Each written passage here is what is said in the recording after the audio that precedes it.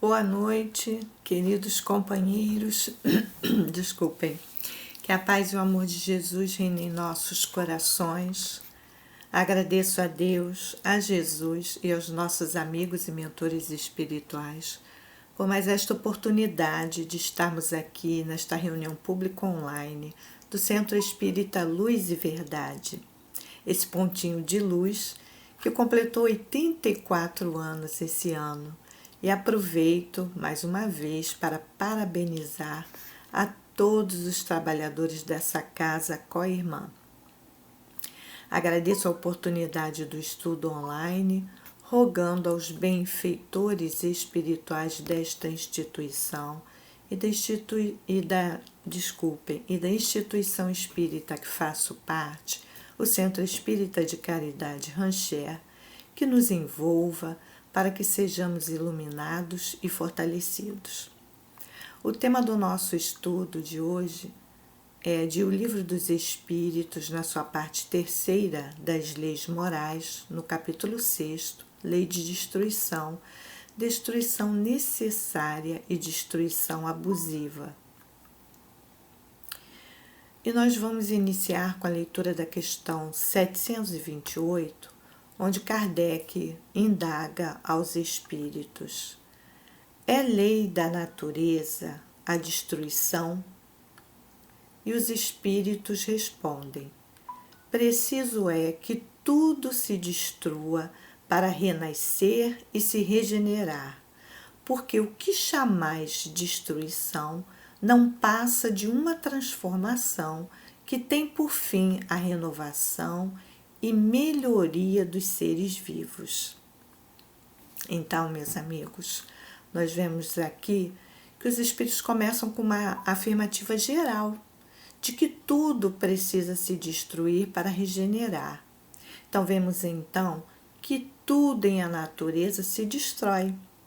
Tudo se degenera e um dia acaba, né? Tudo que é material, um dia vai se destruir. Nós entendemos então que estamos falando aqui também do fenômeno da morte. E os espíritos nos chamam a atenção de que não há destruição como pensamos, mas sim transformação para que haja melhoria. Então a gente precisa se ater aqui nessa parte, né, quando eles chamam a atenção de que, na verdade, não há uma destruição, mas uma transformação para melhoria. E não é isso que nós vemos no nosso mundo de relação, não é isso? Quando alguma coisa se destrói, né, vamos dizer assim, entra num processo de degeneração,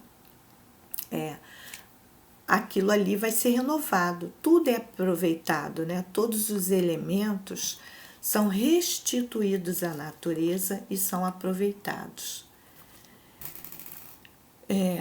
No momento atual em que estamos lidando com o fenômeno da morte, vemos muitos de nós nos sentimos amedrontados diante dela, quando na verdade deveríamos encará-la como um processo natural. Isso quando não provocamos, como muitos fazem, acelerando através dos excessos e abusos de toda a natureza. E aí também a gente precisa prestar atenção nisso, né? Porque nós vemos no nosso mundo ainda, a gente sabe que é um mundo de provas e expiações, muita destruição da natureza como um todo, dos seres vivos, de abusos, de falta de respeito do homem para consigo mesmo e para com os outros seres da criação. E aí eu trouxe também a questão 733, onde Kardec pergunta aos espíritos, né? Entre os homens da Terra, existirá sempre a necessidade da destruição? Então, olha, essa pergunta é interessante, né? Se há a necessidade da destruição, e os espíritos respondem, essa necessidade se enfraquece no homem à medida que o espírito sobrepuja a matéria. Assim é, como podeis observar, O horror à destruição cresce com o desenvolvimento intelectual e moral. E aí também é bastante interessante essa colocação dos espíritos, né? Porque eles aqui nos esclarecem que à medida que o homem evolui moralmente, né, então ele vai se libertar das paixões que o escravizam, o orgulho, o egoísmo. Então essa necessidade da destruição será suplantada pela conservação, né? Porque quando ele fala aqui das paixões, né, que à medida que o homem se elevar moralmente, né, nós não vamos ver mais nesse planeta regenerado os abusos, o desrespeito aos animais, aos elementos da natureza. A gente vê a poluição dos rios, não é isso? Nós vemos o maltrato aos animais, o próprio homem consigo mesmo, né, através dos vícios, não só os vícios materiais, mas os vícios morais também. Então, quando nós alcançarmos uma evolução, né, uma evolução moral, nós vamos nos libertar dessa necessidade de destruição que, na verdade, ela está atrelada à ignorância do homem, aos abusos, não é isso? Então, quando nós falamos aqui, tocamos na questão da morte, nós vamos ver a questão 730, Kardec pergunta aos espíritos: uma vez que a morte nos faz passar a uma vida melhor, nos livra dos males desta, sendo, pois, mais de desejar do que de temer, porque ele tem o homem instintivamente tal horror que ela lhe é motivo de apreensão. Então, Kardec pergunta, né? Então, o homem deveria, né, querer se livrar dos males do mundo e não desejar a morte, né? Kardec aqui faz essa colocação, não deveria ter apreensão, porque se é um processo que vai levar a modificação, a transformação, a melhora do homem, nós não deveríamos ter esse horror à morte. E os espíritos respondem a Kardec: já dissemos que o homem deve procurar prolongar a vida para cumprir a sua tarefa. Então, olha aqui a responsabilidade que a gente tem de cuidar do nosso corpo físico, que é a morada do espírito.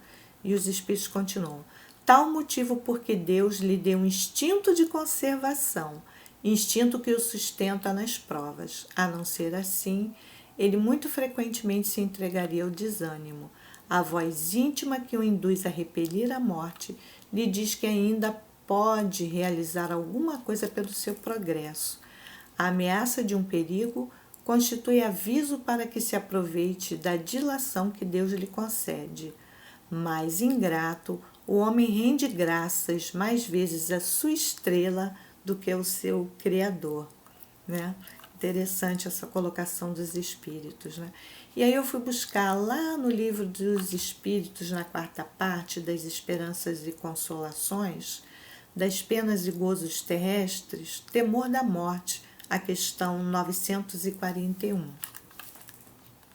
E Kardec pergunta aos espíritos: para muitas pessoas, o temor da morte é uma causa de perplexidade.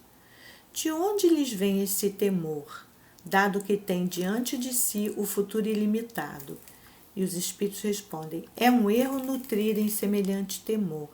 Mas que queres se procuram persuadi-las, quando crianças, de que há um inferno e um paraíso, e que mais certo é irem para o inferno, visto que também lhes disseram que o que está na natureza constitui pecado mortal para a alma. Isso foi a ignorância, né, dos nossos antepassados, e que nós trazemos enraizados esse medo de morrer por causa daquela ideia de céu e inferno, vai para o céu, vai para o inferno, que a vida aqui é um pecado constante. Isso é um erro, né? Mas graças a Deus a gente avançou e não traz mais esse pensamento, né? E os espíritos continuam.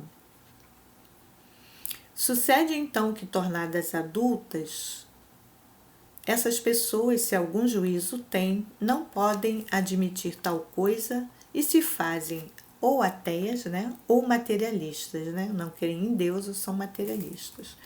Isso é muito ruim. São assim levadas a crer que além da vida presente nada mais há. Quanto aos que persistiram nas suas crenças da infância, esses temem aquele fogo eterno que os queimará sem os consumir. Então é um monte de ignorância, né, que os nossos antepassados criaram em torno do fenômeno da morte, que a gente ainda tem dificuldade de se livrar do medo da morte por conta disso. E os espíritos continuam. Ao justo, nenhum temor inspira a morte, porque com a fé ele tem a certeza do futuro.